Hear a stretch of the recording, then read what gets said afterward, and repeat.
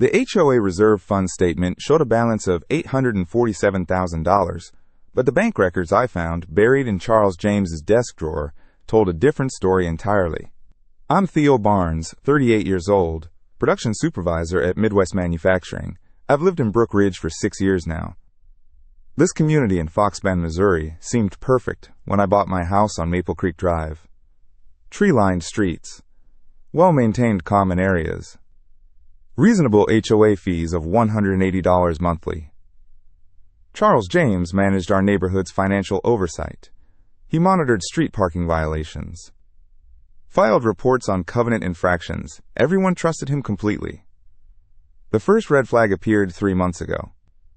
Our quarterly HOA newsletter mentioned upcoming assessments for roof repairs on the clubhouse. Strange timing. The roof looked fine during my morning jogs past the building. I requested financial documents at the next board meeting.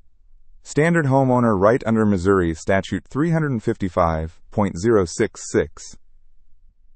Charles handed me a manila folder. Professional-looking spreadsheets. Clean columns of numbers.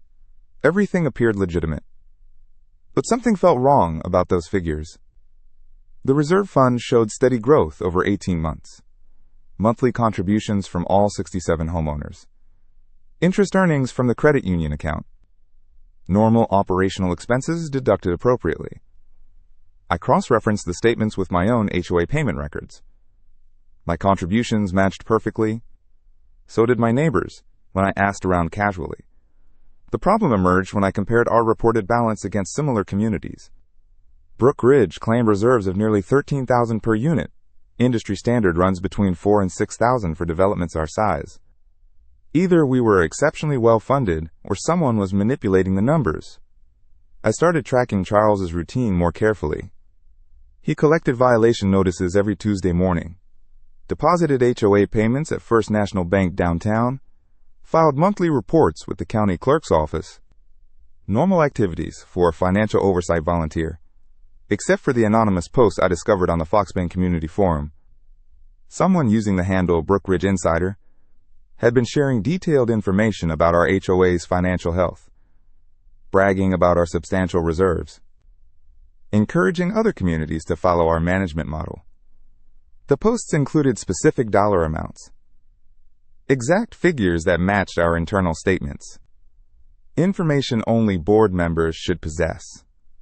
Charles always insisted on strict confidentiality regarding HOA finances. He cited privacy concerns and potential security risks.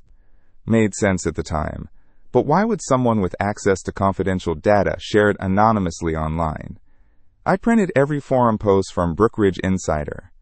17 messages over 8 months, each one revealing more internal details about our community's financial operations. The final post appeared last Tuesday. It mentioned upcoming major expenditures that would require special assessments, projects I'd never heard discussed in any board meeting. That's when I decided to dig deeper into Charles's financial management. The bank records I found changed everything I thought I knew about our neighborhood's money. The bank records arrived through a Freedom of Information request I filed with the county treasurer's office. Public HOA accounts fall under municipal oversight in Missouri. Charles had always handled our banking privately, but state law requires transparency for community association finances. First National Bank provided 18 months of statements for the Brook Ridge HOA operating account. The numbers told a different story than our monthly reports. Our actual reserve balance was $4,200, not the $13,000 Charles reported to residents. Monthly deposits matched our collected fees perfectly, but withdrawals showed a pattern I hadn't expected. Regular transfers to a secondary account Charles never mentioned in board meetings. The secondary account belonged to Brook Ridge Management Services, LLC, a company I had never heard of before. I researched the LLC through Missouri's Secretary of State database. Charles James Whitmore was listed as the sole owner and registered agent. The business address matched his home on Maple Street. Charles had created a management company to handle our HOA operations. Then he'd been transferring our reserve funds to his personal business account for 8 months. The forum post suddenly made sense. Brook Ridge Insider wasn't bragging about our community's financial health. Charles was advertising his management services to other neighborhoods, using our inflated reserve numbers as proof of his expertise. He was stealing our money while marketing himself as a financial management consultant. I calculated the total transfers. $9,800 had moved from our community account to his LLC, nearly 70% of our actual reserves. The special assessments he'd mentioned online weren't for community improvements. Charles needed to replenish our reserves before anyone noticed the missing funds. I printed everything. Bank statements, LLC registration documents, forum screenshots, transfer records. They filled a manila folder 3 inches thick. But I needed more than financial records to prove intentional theft. I needed to document his ongoing deception. I started attending every HOA interaction Charles had with residents. Parking violation appeals, architectural review meetings, monthly board sessions. I recorded everything on my phone. During the October board meeting, Charles presented our financial report with complete confidence. He claimed our reserves had grown to $14,000 due to his careful management. The actual balance was $3,400 after his latest transfer. Paisley James Morrison, our board secretary, asked about upcoming maintenance projects. Charles assured her we had sufficient funds for any necessary repairs. He was lying directly to the board while continuing to drain our accounts. I needed help exposing this systematically. Paisley had always been thorough with HOA documentation. She might have noticed discrepancies I'd missed. I approached her after the meeting, showed her the bank statements and LLC registration, explained the connection between Charles's management company and our missing reserves. Paisley went pale reading the transfer records. She'd trusted Charles completely. We all had. He's been stealing from us for months, she whispered, while lecturing everyone about fiscal responsibility.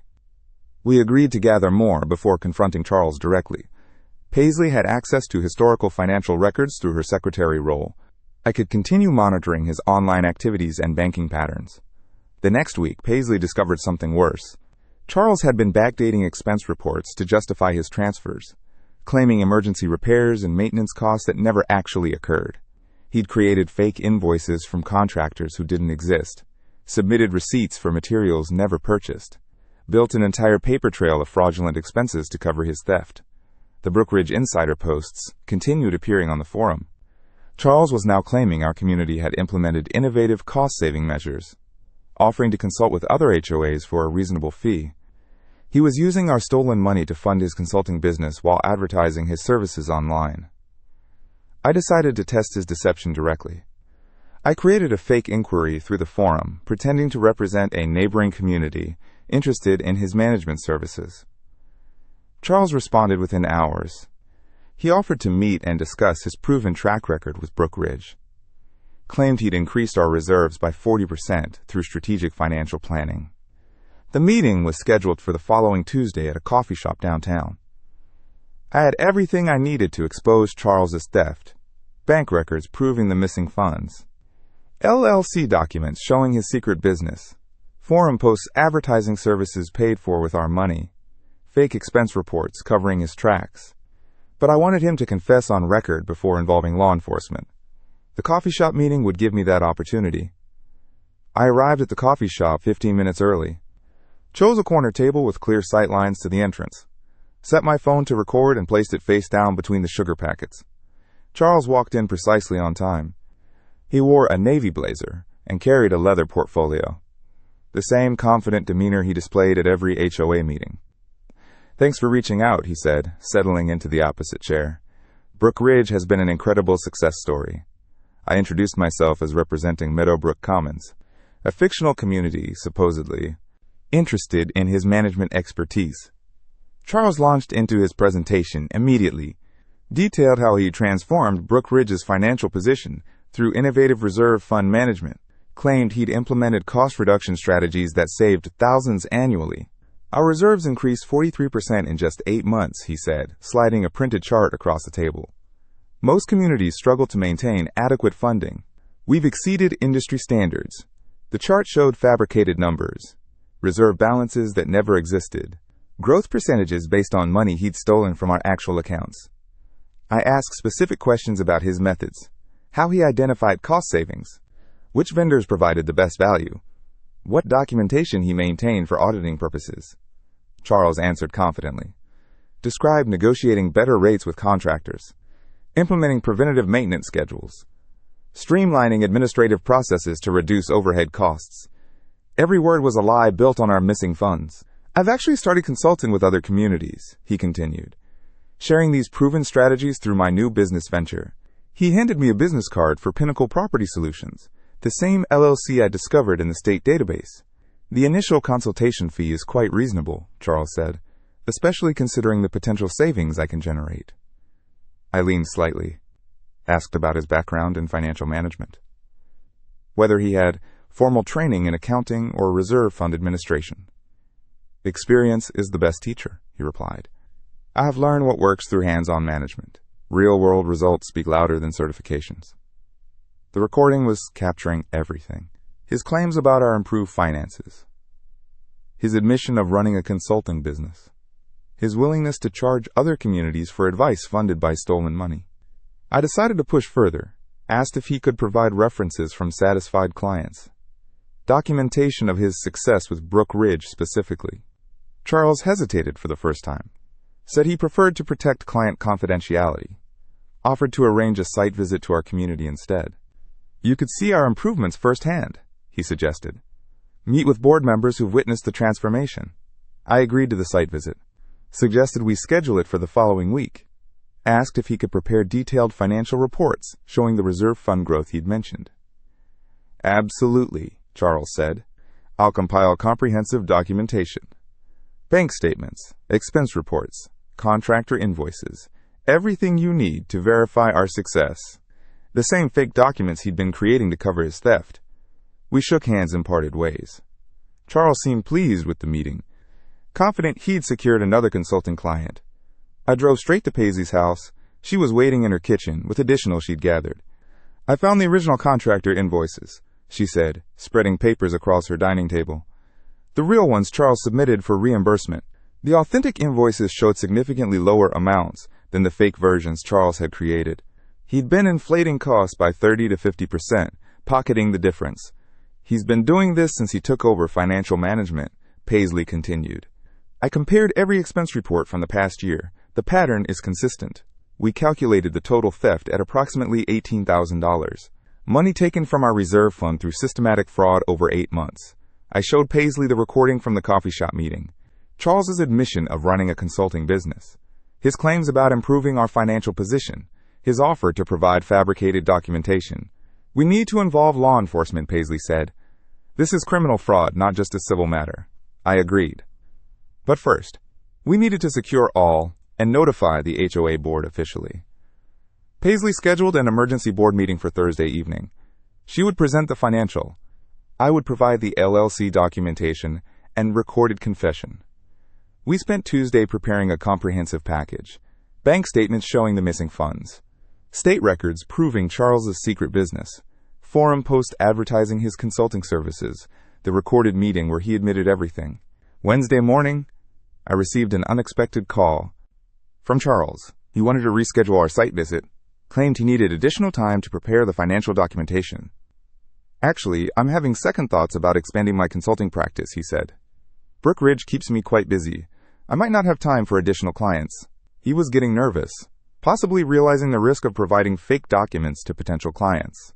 I assured him there was no rush, said we could postpone indefinitely if he preferred to focus on his current responsibilities. That might be best, Charles replied. I'll contact you if circumstances change. He was backing away from the consulting business. But the theft had already occurred. The shammer was documented. The damage was done. Thursday evening arrived. The emergency board meeting convened in Paisley's living room. All 5 board members attended, including Charles. Paisley began with the financial presentation, showed the missing reserve funds, explained the discrepancies in expense reports, demonstrated how contractor invoices had been inflated. Charles listened silently, his confident demeanor gradually fading as they mounted. I presented the LLC documentation next, showed how Pinnacle Property Solutions was registered to Charles's address, explained the timeline of its creation relative to our missing funds. This is circumstantial, Charles said finally. Having a business doesn't prove anything improper. I played the recorded coffee shop meeting. Charles's voice filled the room, claiming credit for improving our finances, admitting he'd started a consulting business, offering to provide documentation of his success. The other board members sat in stunned silence.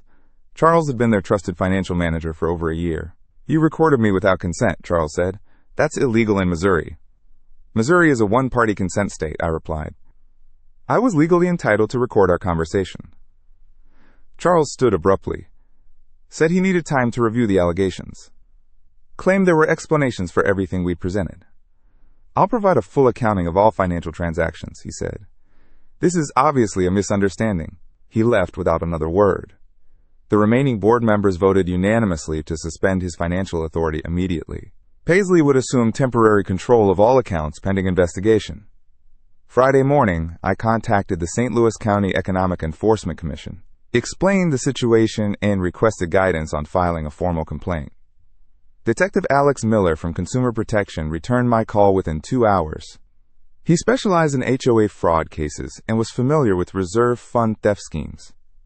"We'll need all your documentation," Detective Miller said. "Bank records, expense reports, business registration, recorded admissions, everything you've gathered." I scheduled a meeting for Monday morning. Paisley would accompany me with the financial. Over the weekend, Charles made one final attempt to control the narrative. He sent an email to all residents claiming the board was conducting a politically motivated investigation, accused us of harassment and character assassination. The email backfired completely. Residents who trusted Charles began questioning his defensive response. Several neighbors contacted me directly, offering support and asking how they could help. Monday's meeting with Detective Miller lasted 3 hours. He reviewed every piece methodically, asked detailed questions about Charles's access to accounts and his authority over financial decisions. "This is a clear case of embezzlement," Detective Miller concluded. "The recorded confession alone provides sufficient grounds for charges." He explained the investigation process. The county would audit all HOA financial records, interview board members and residents, trace the stolen funds through Charles's business accounts. "We'll coordinate with the prosecutor's office," Detective Miller said. "This type of systematic theft typically results in felony charges." The investigation moved quickly. Within 2 weeks, Charles was arrested and charged with stealing from a common interest community, a Class D felony under Missouri Statute 570.030. The arrest made local news. Other HOA communities contacted Detective Miller with similar concerns about their financial management. Charles's consulting business had apparently targeted multiple neighborhoods. Our stolen funds were recovered through asset forfeiture. Charles's business accounts contained money traced directly to our reserve fund. The court ordered full restitution plus penalties. The Brookridge community rallied together during the investigation. Residents volunteered to help with financial audits. Several neighbors with accounting backgrounds offered to review our procedures and recommend improvements. Charles pleaded guilty to avoid trial. He received 2 years probation and was ordered to pay restitution to all affected communities. His consulting business was dissolved, and he was banned from serving in any HOA management capacity. The case became a model for other communities dealing with similar fraud. Detective Miller used our package as a template for training other investigators. 18 months later, Brookridge had transformed into something stronger than before. The financial audit revealed Charles had stolen nearly $40,000 over 2 years, money meant for roof repairs, sidewalk maintenance, and emergency reserves. We recovered every penny through the court-ordered restitution. Charles's business assets were liquidated to pay back all affected communities. The judge made it clear that HOA fraud would face serious consequences in our county. The community implemented new financial safeguards. All expenditures over $500 now require board approval. Monthly financial statements are distributed to every resident. We hired an independent accounting firm for quarterly reviews. Paisley James was elected as our new HOA president. Her background in municipal finance brought credibility and transparency to our operations. She instituted open budget meetings where residents could ask questions about any expense. The reserve fund was rebuilt within 8 months. Residents voluntarily contributed additional funds to accelerate the recovery. The shared experience of being victimized had created unexpected unity among neighbors who barely spoke before. Detective Miller's investigation expanded beyond our case. His team discovered Charles had targeted 12 different HOA communities across 3 counties. The total theft exceeded $200,000. Several other communities used our documentation methods to build their own cases. I received calls from HOA boards across Missouri asking for advice on financial oversight. My experience with the investigation made me something of an expert on community fraud prevention. The state legislature took notice of the widespread HOA fraud cases. They passed new regulations requiring certified financial reporting for all homeowner associations managing more than $50,000 annually. I serve on a state committee overseeing HOA financial regulations, but it all changed suddenly when the governor appointed me to chair the new Community Financial Protection Task Force. Our committee develops guidelines to prevent the type of systematic theft Charles perpetrated. The work feels meaningful. Every new regulation we implement protects communities from predators who exploit trust and proximity. Charles's betrayal had consequences far beyond Brook Ridge. Our neighborhood returned to its quiet suburban rhythm. Children played in yards without the of ongoing investigation. Neighbors gathered for block parties without suspicion clouding conversations. The parking enforcement position remained vacant. Nobody wanted the responsibility after Charles's crimes. We decided to handle violations through warning notices and community discussion instead. Property values in Brook Ridge actually increased after the case resolution. Potential buyers saw our improved financial oversight as a selling point. The transparency and community involvement attracted families seeking stable neighborhoods. Charles moved away after his probation ended. His consulting business was permanently dissolved. The professional licenses he held were revoked by the state. His reputation in property management was destroyed. Sometimes I walked past his old house and remembered the months of investigation. The late nights reviewing financial documents. The careful recording of conversations. The gradual realization that someone we trusted had systematically stolen from us. The new owners of Charles's house were a young family with 2 children. They joined the HOA board immediately and volunteered for community events. Their enthusiasm reminded me why neighborhood involvement mattered. The security camera system we installed during the investigation remained active, not from paranoia, but from practical security awareness. The cameras had prevented 2 package thefts and helped identify a hit-and-run driver. Brook Ridge had learned valuable lessons about trust and verification. We maintained our sense of community while implementing proper oversight. The balance felt sustainable and protective. Detective Miller still contacted me occasionally for advice on new HOA fraud cases. Our investigation had become a template for law enforcement training. The systematic approach we developed helped other communities recover stolen funds. The betrayal had ended, but its lessons continued protecting others. Charles's crimes had inadvertently strengthened community oversight across the entire state. His selfish actions had created lasting positive change. It was finally over, and the silence felt earned.